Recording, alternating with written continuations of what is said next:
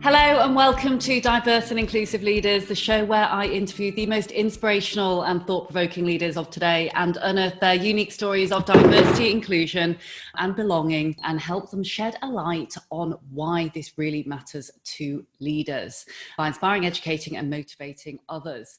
I'm joined today by Jahanzaib Ansari. He's on a mission to defeat unconscious bias and increase diversity in the workforce. He's got a really fascinating story and the team and I have been very fortunate to discover some of the great work that he has been doing. He's the co-founder and CEO of Knockri, an AI skills assessment tool. They are leaders in HR technology, and he's often invited to share his thoughts on AI, the future of work, unconscious bias, and diversity at major events. Welcome to the show, Jahanzaib. Thank you so much, Leila. Really excited to be on this show. Thanks so much for joining us. And you're based in Canada, aren't you? Yes, I'm based in Canada, Toronto, and it's great weather here right now. It's a little different climate from the south of the border, but otherwise, we're all making the best of these uncertain times, and just trying to enjoy what we have the last remaining days of the summer. Absolutely. And I should ask first and foremost, really, how are you? Because we are still in its midst, of course, of a pandemic, and I think it's affecting everyone in very, very different ways. So I should check in and see how you, the family and your teams are doing. No, I appreciate that. Yeah, you know what? We've being a technology startup, we've adjusted pretty well from working from home. But obviously, there was a period of adjustment that all of us, the entire developer team, the IO psychologists, and even us and the founders had to go through, change up a little bit of our management style as well, and really focusing on mental health. And this is something that I feel has even been highlighted further because we're continuously working, we're at home. It gets very difficult to often separate work from home and home from work. And so really making time with ourselves now and really prioritizing that as well. Absolutely. And I wonder, for those of our listeners who are tuning in today, whether you would be so kind as to perhaps give us a little insight into your story. How did you come to be where you are today? And you have such a fascinating name and a unique name. I'd love to perhaps learn a little bit about your background and heritage. Absolutely. So Knockri is actually, it means the word job to about 1 billion people in the world. So in the languages of Hindi, Urdu, and Punjabi, it means the word job. And I'm from Pakistan originally. And so when we were starting off, we were looking at, several play on words, and we said Knockri can be knocking on the door of opportunity, and also to us it means the word job. So it was a double play over there that we thought was pretty neat actually. And Leila, how we got started was super interesting because about four and a half years ago, I myself was applying to jobs, and that I have a long ethnic name, which is Jahanzaib, and I wouldn't hear back from employers. And so being broke, I didn't, I had to do whatever it takes to get a job. So my co-founder now, Maz, he's like, why don't you just anglicize it? And we went from a variation of Jason, Jordan, Jacob, and within 4 to 6 weeks, I got a job. And, while at that time I had no other choice because I needed employment.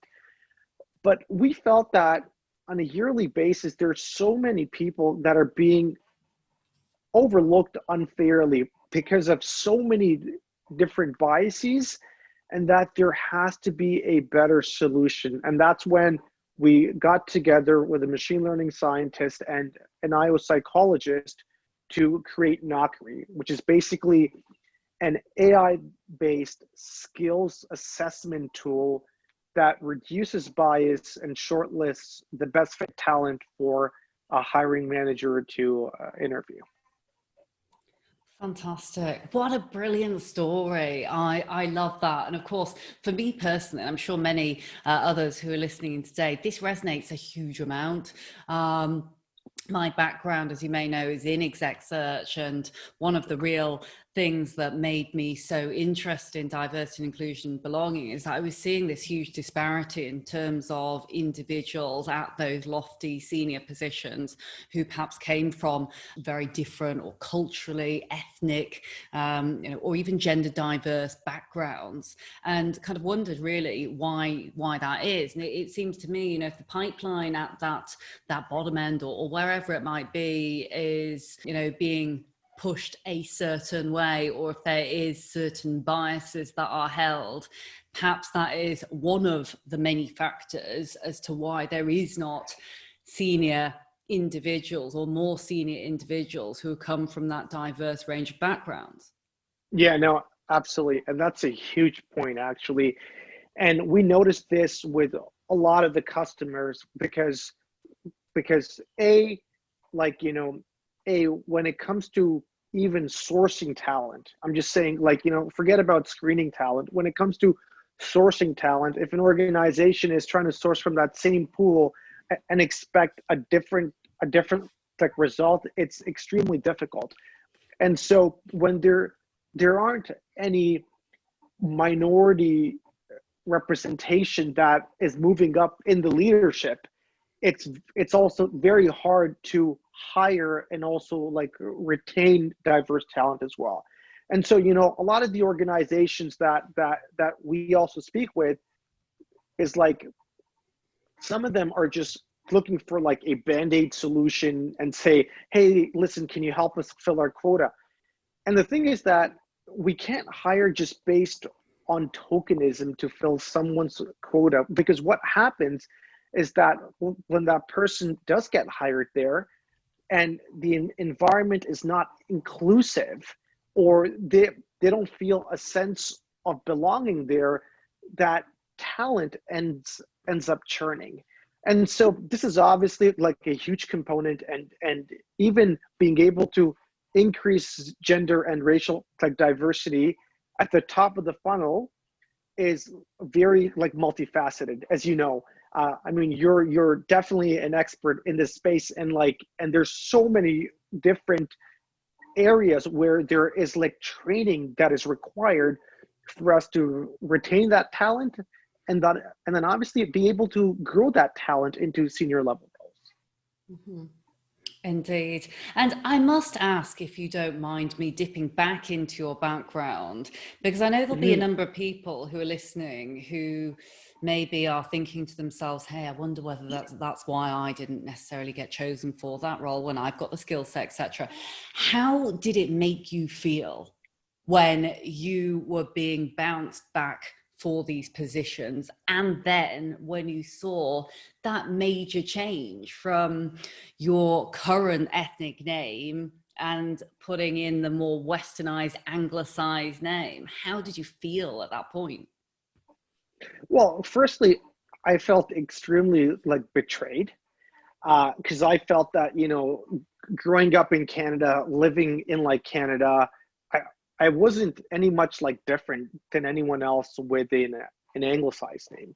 And I felt that, having my name associated, in the back of a recruiter's head could actually mean that I'm not a good performing talent, or B, that my skills aren't up to par with somebody whose name might be a John, or who might be a David. And I felt that was extremely unfair, and it's just not myself. Then I thought about it. I felt that there's so many other people that are probably going through this, and that someone has to take care of it. And that's how this came together, on on a mission to empower, the world with fair and equal opportunity.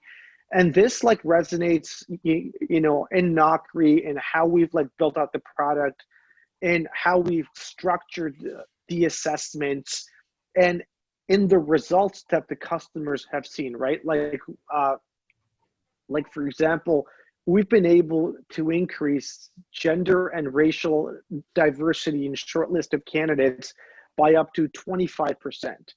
And Knockri is being used by customers such as IBM on a global level, Novartis, Education First. So, us just really like hustling and like, building out a product, like it was definitely very challenging. And it still is, but I just feel that as a founder, if you're on the right mission and are truly in it to like provide value, you can make a difference to the world. And that's, I think, like what, my whole journey has taught me, is I felt that I was given that problem, so, we can solve it on a much larger level, basically. Mm-hmm. I'm so thrilled. This is such a brilliant success story. And to be honest with you, I am not surprised that you've been featured across so many different journals. Jahanzaib, I've seen a lot of your stuff with a lot of the well-known publications, HuffPost and what have you, but then also being appointed as, I think it was an award for HRD magazine, and then you were appointed as member to the World Economic Forum, so Equality and Inclusion Council. So it's great to see that you are seeing this recognition there from all of your hard work, and that it's truly paid off and is genuinely making a difference. Yeah, no, thank you so much. I mean, just just being able to get that recognition, it definitely helps like support our mission, and like really look like, makes us feel that we are doing something right. I mean, with the World Economic Forum, I think that was a highlight, and just being able to work with other chief diversity officers on, crafting a like toolkit that would be, looked at by the world on best practices. And I think like, even for me to imagine 4.5 years ago, when I was like running around like broke without a job, that, this could be even like possible. It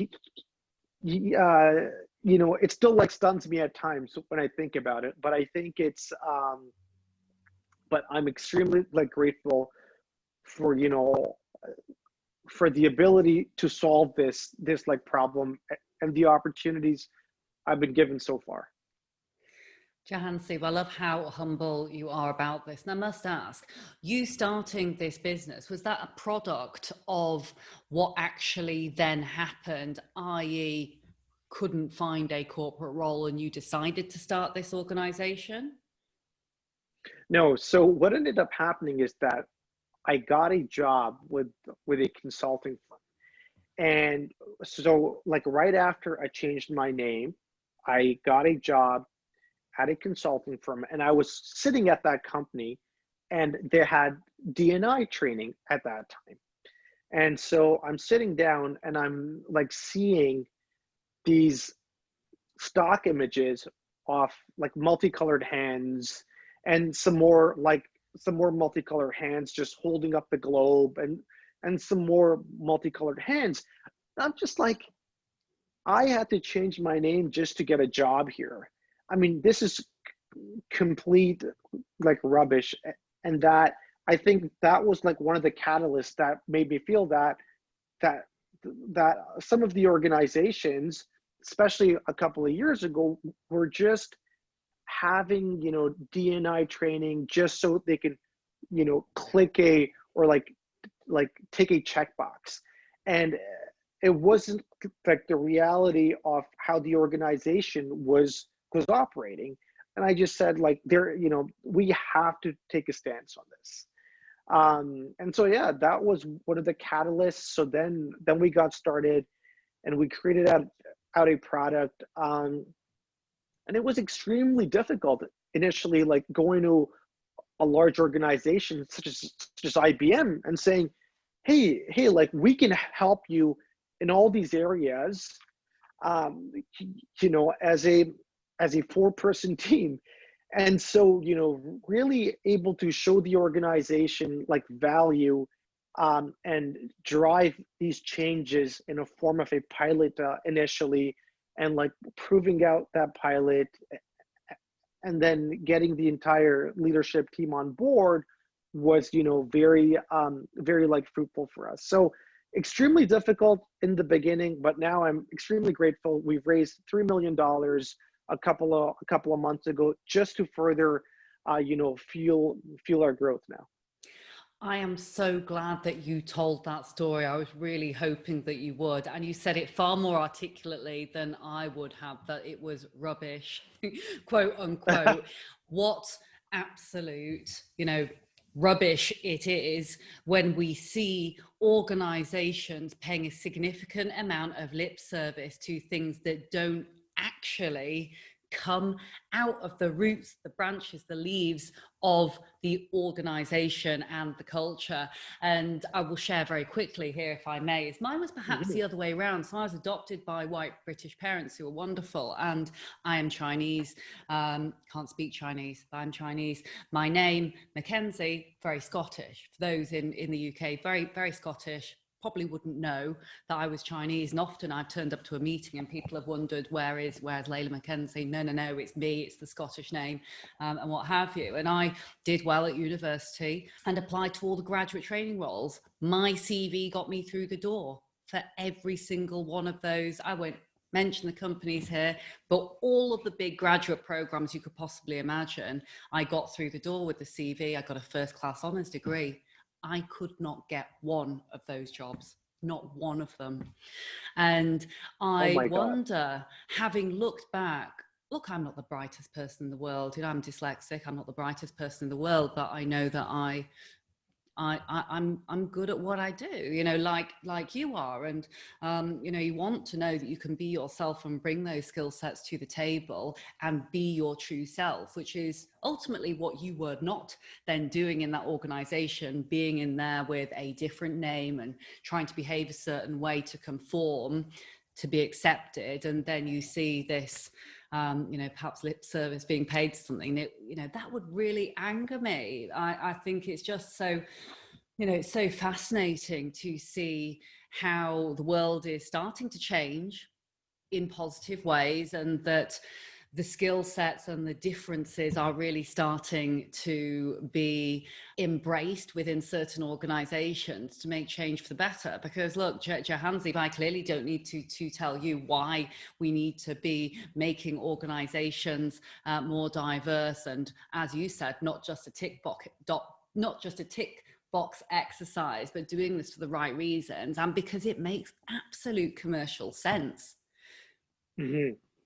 Absolutely. And that's a huge point. I mean, I'm going to tell you something that we have analyzed is that, it's not even that Leila, that it's not even just, hiring bias within the job interview. And, it's really unfortunate about, what happened with you as well, because it makes, it would be terrible to just walk in and then trying to hide a confused face because of your name, and you look something else, right? That was I'm appalled by that. And so with myself, very similarly, when I got the job and they asked me for identification, and they saw Jason on my resume and Jahanzaib on my license, they're like, oh, wait, is this the same person, right? So it's I'm really appalled by the situations. And what I wanted to share is that even the way that assessments have been designed for the past 40, 50 years, even that was causing a lot of adverse impact or disparate impact, as it's also known as well. From the data that we've seen is that the a cognitive ability assessment that was initially like built out to test out a like gifted student in like grade 3, and that has, you know, further been adopted to organizations assessing talent. In the US, African Americans and folks of Latin backgrounds have known to score one standard deviation lower than somebody who is even a South Asian like male like myself, or just a like Caucasian male. And it's because of the fact that there's been so much segregation for like decades. And so a lot of the knowledge gap that a certain class has, the others like didn't for the longest time. So I'm saying just by default of having a cognitive assessment like that up front is not allowing these people a fair shot just to even apply to that job. And so like really I feel that you know, COVID has obviously accelerated, you know, video technology and, you know, video within HR, but at that same time, it's really further highlighted, you know, these systemic, you know, bias in hiring practices as well. And, you know, what we can do as like people to make sure that from every step of the recruiting funnel can be assessed and, you know, and be audited. And this like starts from like sourcing to screening to onboarding, and then obviously providing them with training, because not one solution is not a silver bullet. And so it's a very multifaceted approach that we need to take and to like really ensure that we're nipping it in the butt in every aspect. Mm-hmm. You quoted one of my favorite expressions, which is there is no one silver bullet. There is no one easy solution. And trying to fit this into a neat little box and presuming that one thing will solve this problem overnight when issues are systemic and, you know, been developing over so many years is absolutely, it's absolutely impossible, frankly. And so at risk of saying I concur yet again, which I totally do, there are so many different things. And I look at, you know, just as an example, because my background is exec search, and, you know, and so the recruitment process I'm very, very, very familiar with, as I should be. And we often get called upon to hire diverse, in inverted commas. And I say, well, exactly what do you mean by diverse? And when you say you want to hire diverse, please don't presume that this must be someone who is Black or Chinese or female or whatever that might be. And also look at how you are going to onboard that person within the organization. Because if you're not going to invest in helping to ensure that they do feel like they belong and helping that they do feel that they are in a safe place and that it can flourish and be themselves, you're going to end up then with organ rejection. That person will leave and you'll be back to square one. And then I've seen, you know, boardrooms and execs and say, oh, well, we tried to hire diverse and it didn't work. So we're going back to hiring our usual suspects from the same pools. And it is, you know, it's quite frustrating sometimes because, like you say, it's making sure they're onboarded properly. It's making sure that, you know, all of these different facets pre-interview, during the interview, are all looked at in their individuality. Absolutely. And that's such a huge point. That is such a huge point. And I think there's so many similarities. You know, when you take a look at that and you just like take a look at, you know, organizations that aren't necessarily looking at, you know, performance and are just bringing in talent to fill out like their diversity quotas. Because like what happens is that, you know, what we saw, Leila, with, you know, some of the companies that we're working with is that if you are able to show an organization that, hey, listen, we're not just creating a more fairer hiring process, which is enabling for you to be able to hire like more diverse candidates, but also proving out after doing a longitudinal study and proving out their post-hire performance and showing them that, hey, listen, first of all, this talent is more like diverse and it's better performing as well. So it's helping your bottom line, and it's the people that you've been missing out on just because of a broken hiring system. And I think as if we're able to show organizations like this and create that feedback loop, then it really gets them to understand it to like the next level. I mean, and the thing is that we shouldn't have to do this. Unfortunately, it's something that is, convincing them a lot more. So that's what we've seen. I'm a big believer in goals and metrics, because I think, as the age-old adage goes, if it doesn't get measured, then it doesn't get managed. And you can clearly see, you quoted 25% previously, which is just a phenomenal figure to grow to in terms of improving diversity. I think sometimes the word, and I'd love to know your thoughts here, is what do you think of the word quota? Because I think that word quota, certainly in the UK, I don't know, it's got kind of a slightly icky feeling, quota.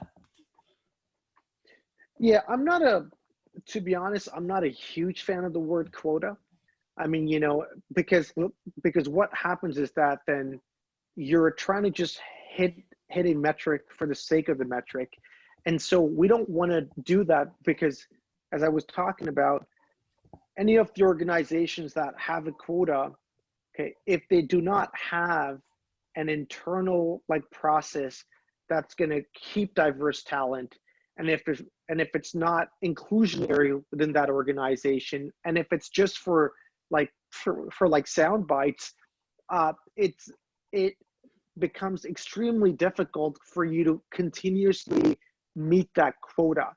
What's better is that if you can, I get the fact that you have to increase diversity within candidates, but you're assessing candidates or hiring them not like based on tokenism, but actually having like tools in place that helps you give everybody a fair and equal shot, and helps you like surface a lot more diverse candidates that you might be like missing out. And then on top of that, you also have programs within the company that make the talent feel like that they belong there and they're really a part of that organization. Because I truly feel that the best referral is from an employee who loves the company. And so if you're hiring diverse candidates and it's an inclusive environment and they love the company, they're going to go out and tell their buddies like about it. They're going to go and tell their friends about it. And that dramatically increases your talent pool then. Indeed. And just to revert back to something you mentioned before around shifting to remote hiring within this COVID-19 pandemic, I wonder, what are your thoughts about the future, given everything that has happened with COVID? Now, I know obviously this is, terrible, terrible pandemic, but I have recently wondered to myself whether this will open the floodgates for a whole new wave of opportunity, given that people are now much more comfortable with working at home and working remotely. Could this allow organizations to be hiring and improving social mobility by looking at individuals that aren't necessarily on the doorstep of the headquarters? That's a great point. And you know what? We're actually seeing that with several of the companies. As COVID has definitely accelerated, you know, the acceptance of remote work. And so for organizations that are looking for like top talent, some of them are no longer just looking locally, and they're looking, you know, pretty much like globally. And so if talent is within a similar time zone and they can manage that team, they're really like building out distributed teams, and it's providing an opportunity to not just not just people within the country, but everyone out there. And it's really in a in a sense, it can potentially equalize that level playing field, and provide access to opportunity to somebody who's sitting in like Bolivia, or somebody who's in Brazil, or somebody who's in a part of Africa. And I think that's a fantastic thing that can come out of this. I think this is excellent, because the excuses, which I'm sure you and our listeners have heard before, are starting to now get smaller and diminish, because the whole, yes, but we can't find diverse candidates because they aren't in the right region and all these kind of things. It's like, well, hey, we're now comfortable and proved that remote working can work. And so there is no excuse for looking outside of the usual suspects and looking at people who have come from areas that might not be able to necessarily afford to live in the big cities or wherever they're living. I think it is exciting times. And, I just really hope, and I'm so pleased to hear that your business is flourishing, but for all of the right reasons. This is a business that has purpose. It's clearly got a huge amount of passion behind it, and it's changing the world for the good. So before we wrap up for today, I just wanted to ask a couple of quick lightning round questions. And sure, we normally give about 30 seconds to answer each, but I'm sure if you go over a little bit, we won't tell you off. First and foremost, because this means different things to different people, what does diversity and inclusion actually mean to you personally? Several things. Number one is that being able to be your like true self when you like come into work, or just being accepted as your true self in any situation. And that is what diversity and inclusion like means to me. So regardless of race, gender, ethnicity, sexuality, any of those things is being able to be your genuine self and being accepted into any situation. That's how I see diversity and inclusion.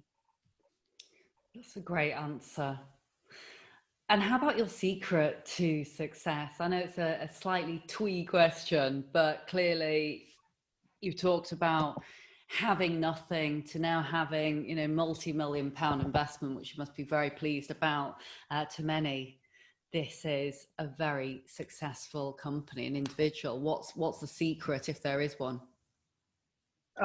You know what? That's a tough question, but I'd say number one is like discipline, obviously. But number two, I would say, honestly, would just be like consistency. I say, if you show up and you do the job on a day-to-day like basis, and you can move the needle, even if you like were to improve like 2% on a weekly basis, and just keep that up for years and years, you will outperform everybody. And so I would say is discipline and like consistency. Any advice that you would give to your younger self, if you could? A lot of advice. I would say, follow your passions, follow your dreams a lot more. Take some time off and like relax. The last 4.5 years, I've probably worked 7 days a week. And so I think, even having like a day or two off on the weekend is extremely helpful. It's really helpful in the long run. And, you know, it's a marathon, it's not a sprint. So you have to take care of yourself. And I say, you know, I would definitely give that advice to myself if I were to really think about it. Real wise words. Thank you so much, Jahanzaib. It's been an absolute pleasure having you on the show, and I know for a fact that our listeners will have got a huge amount out of hearing the story, but also hopefully a number of those points from you so kindly sharing have really resonated with them. For me, some of the key learning points have absolutely been around the fact that we must keep our foot on the gas. You mentioned there at the end consistency. I think that's also incredibly applicable to organizations who are, you know, perhaps faced with these challenges at the moment, thinking, oh, how do we diversify? How do we look at other things? You know, at the moment, diversity, inclusion, and belonging is not something that will ever be done. It's something that we must absolutely keep our foot on the gas with all the time. You know, to really not only, as you said, you know, to look at creating a boardroom and organizations where the playing field is far more balanced, but also because it is a huge business benefit to business and wider society. And, you know, it's really positively affecting that whole corporate social responsibility piece in addition. So thank you so much. And, you know, I'd massively encourage everyone to get in touch with you and to get in touch with the organization at kari.com. Thank you so much, Leila. I really appreciate it. And, you know, looking forward to staying in touch. And thank you for the opportunity. Thanks so much. My name is Leila Mackenzie Dallas, and you've been listening to the Diverse and Inclusive Leaders podcast show brought to you by Dial Global. We've been joined today by the fantastic Jahanzaib Ansari, the co-founder and CEO of Knockri.com. We're going to put all of the show notes and the key learning points into the show notes at the end of today's show, along with links and LinkedIn profile links so that you can get in touch.